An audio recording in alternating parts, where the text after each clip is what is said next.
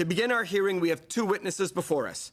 By video conference from London, we have Professor Payam Akhavan, co-founder of the Iran Human Rights Documentation Center, and in person, Mark Dubowitz, CEO of the Foundation for Defense of Democracies.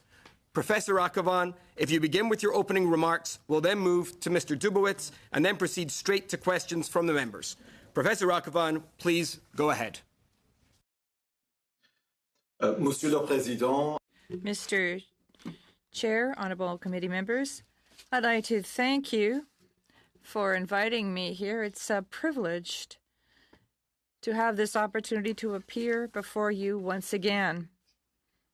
I'd like to take this opportunity to express my deep appreciation for the ongoing attention that you are giving to human rights in Iran. May 1960, the first international conference on human rights adopted the Tehran Proclamation, recognizing that civil and political rights and economic and social rights are indivisible. A decade later, in 1979, the Islamic Revolution promised freedom and prosperity for the poor and the dispossessed. It promised the religious masses social justice and an end to corruption. This is an important point of departure in understanding the far-reaching significance for democratization and human rights of the widespread protests across Iran beginning on December 28th of last year. The thousands that poured onto the streets of villages and towns and cities across the country are the same impoverished masses that the Islamic Republic claims to have liberated from tyranny. The July 2015 nuclear deal concluded in Vienna lifted crippling sanctions against Iran. The World Bank observed that shortly after, the economy bounced back sharply with a growth rate of 9.2% by the second quarter of 2016. President Rouhani promised that this would lead to greater prosperity and freedom. That promise has not materialized. It isn't difficult to understand why. Iran's oil wealth has vanished in part because of extreme corruption among Iranian elites. In its 2017 corruption index, Transparency International ranked Iran 130th among nations. The economy is controlled by the Revolutionary Guards and the religious foundations, a fusion of autocratic violence and theocratic extremism sustained by a kleptocratic class. Much of that money is laundered in real estate markets in Toronto and Vancouver.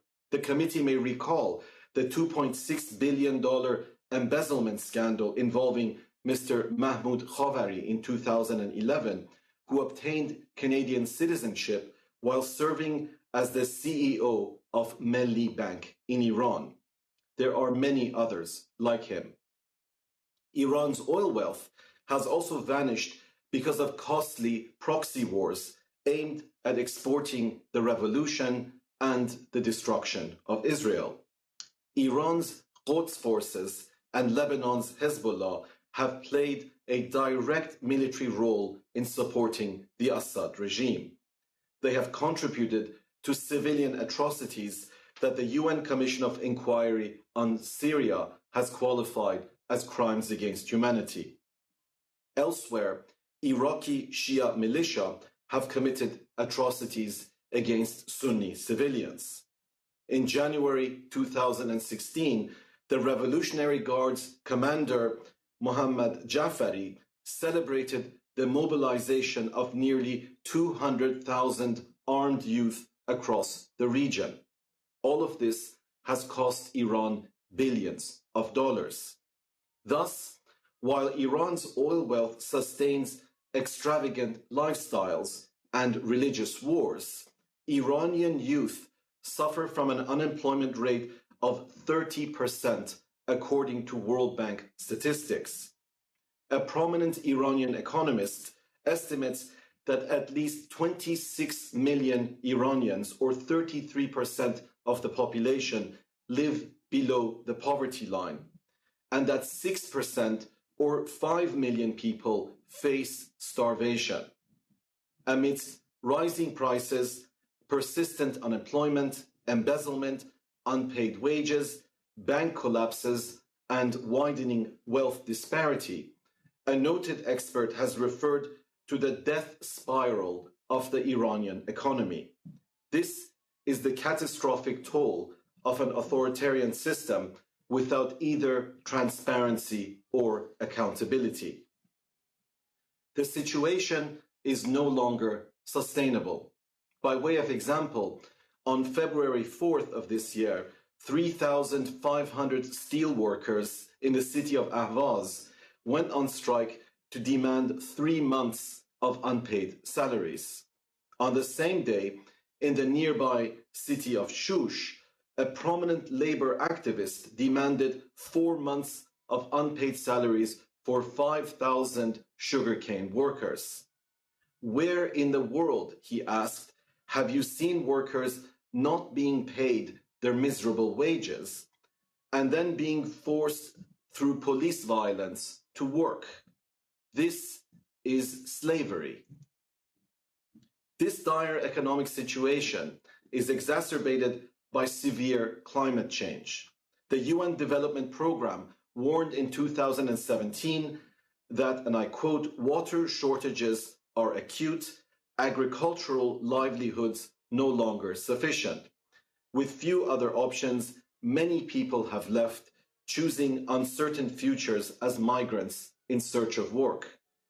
In January of this year, Iranian authorities killed farmers protesting mismanagement of water resources in villages around Esfahan. Many environmentalists have been imprisoned on vague grounds of national security. A particularly disturbing case that you referred to, Mr. Chair, is that of Iranian-Canadian professor Kavus Sayed Emami, founder of the Persian Wildlife Heritage Foundation. He was arrested on baseless charges of espionage for Israel and the United States. On February 9th, his wife, Maryam Mombeini, was informed that her husband had committed suicide in Tehran's Evin prison. The family was pressured to keep quiet and to bury the body quickly. A request for an independent autopsy was denied. It calls to mind the notorious murder of Zahra Kazemi in the same Evin prison in 2003. On March 8th, his wife was detained at Tehran airport and denied the right to leave Canada together with her 2 sons. This is how the Iranian regime deals with a grieving widow. Iran's dysfunctional judiciary has been at the forefront of punishing the innocent while rewarding the guilty. Iran's execution binge continues unabated. The Iran Human Rights Documentation Center has compiled a list of at least 524 executions in 2017, mostly public hangings, including death sentences against juveniles. Numerous dissidents continue to be imprisoned and tortured solely because of their religious or political beliefs. Even senior Islamic clerics, such as Ayatollah Burujerdi, who calls for the separation of state and religion, are silenced and persecuted. Meanwhile, a culture of impunity prevails for the leadership's many crimes. Just yesterday, on April 30th, a report by Amnesty International and Justice for Iran produced new evidence, including satellite imagery, photo and video analysis, demonstrating that the Islamic Republic has deliberately and systematically destroyed mass grave sites where at least 5,000 leftist political prisoners were secretly buried following Ayatollah Khomeini's fatwa for their mass execution in 1988.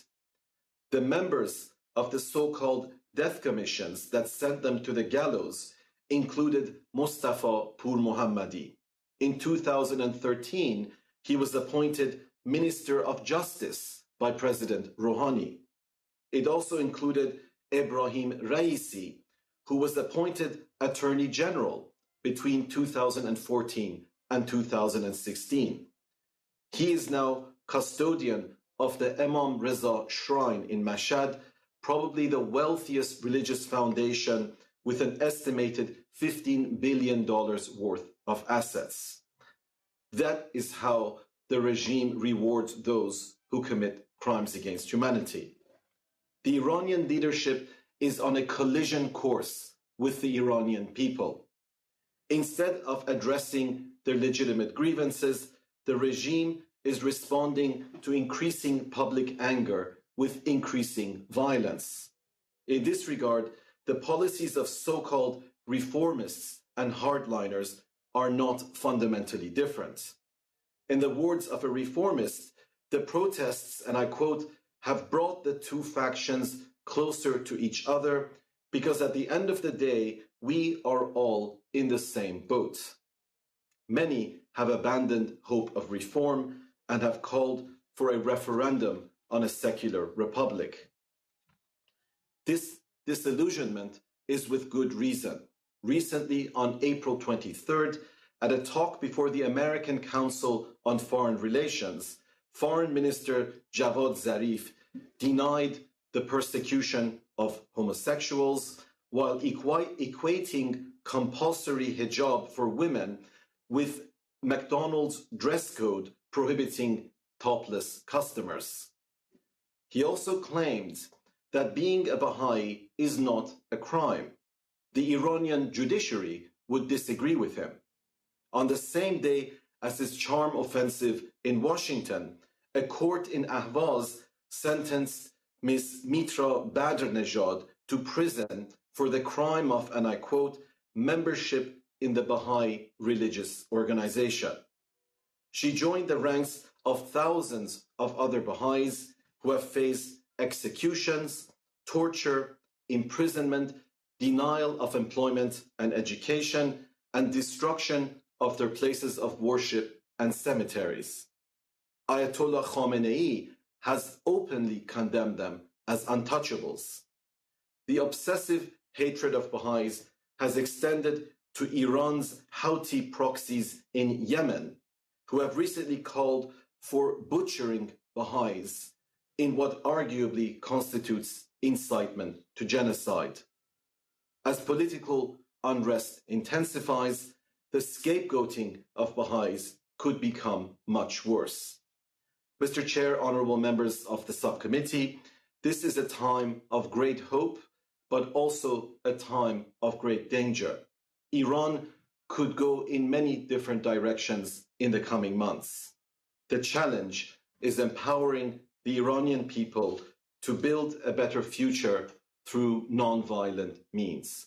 I thank you very much for your time and attention.